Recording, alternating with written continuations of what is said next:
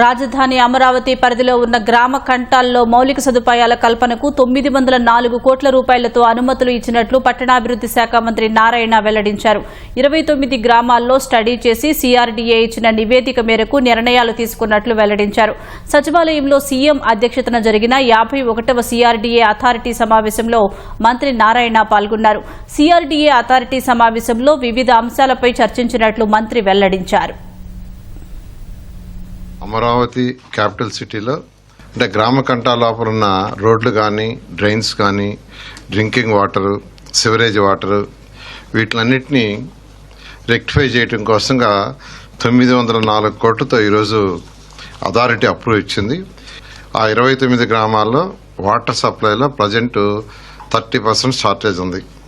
అదేవిధంగా సివరేజ్ ఏదైతే used water ఉందో దాన్ని ప్రాపర్గా ట్రీట్ చేసి బయటికి పంపించడంలో 100% గ్యాప్ ఉంది.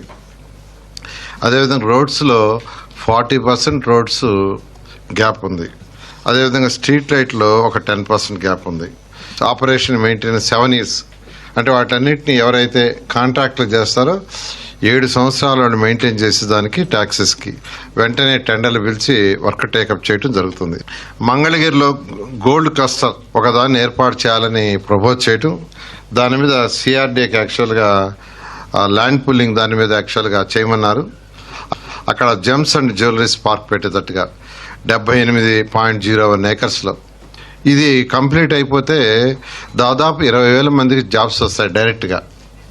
ల్యాండ్ పుల్లింగ్కి ల్యాండ్ తీసుకున్న అసైనీస్ దగ్గర వాళ్ళకి తిరిగి ప్లాట్లు ఇచ్చినప్పుడు వాళ్ళ సర్టిఫికేట్లో అసైన్ అయితే అసైనీస్ అని, పట్టా ల్యాండ్ ఇచ్చిన వాళ్ళైతే పట్టా అని రాస్తున్నారు.